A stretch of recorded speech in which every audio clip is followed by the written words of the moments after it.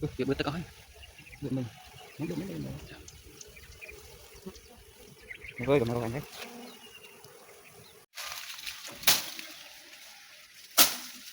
mỏi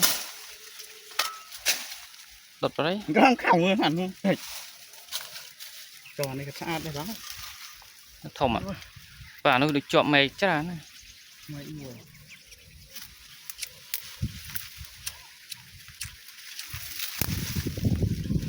trò dạ sao đấy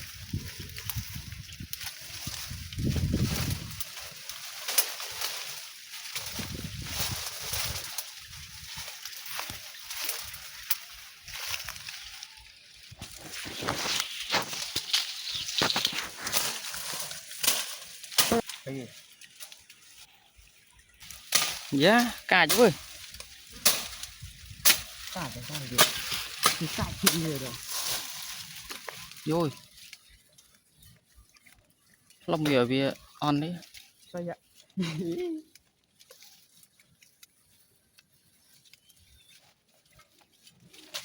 vâng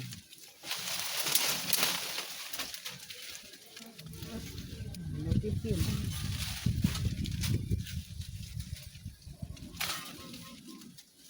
trời mai bà đã thấy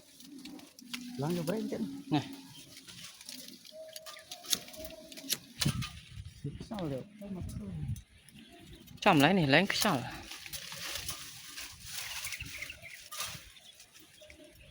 hơi ở chậm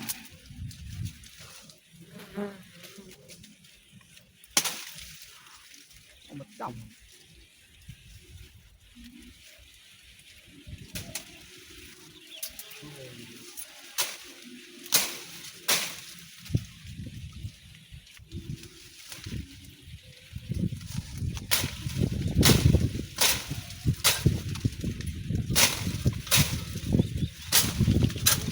trời ạ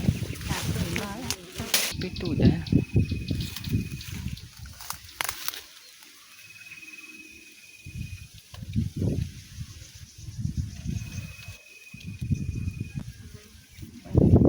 cày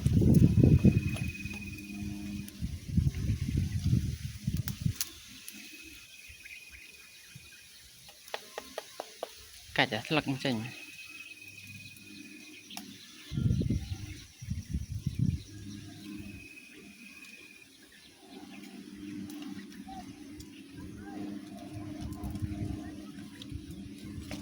người ta nó người sẵn đời ngục mơ và khơi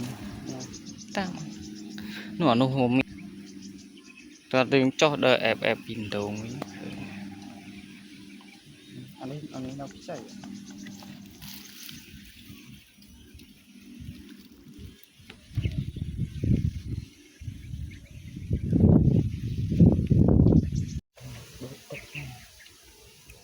bực tận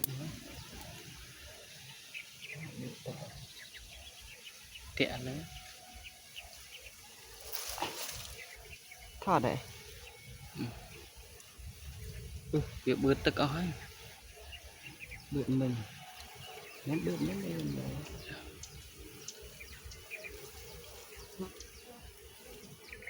rồi vơi cầm rồi anh ấy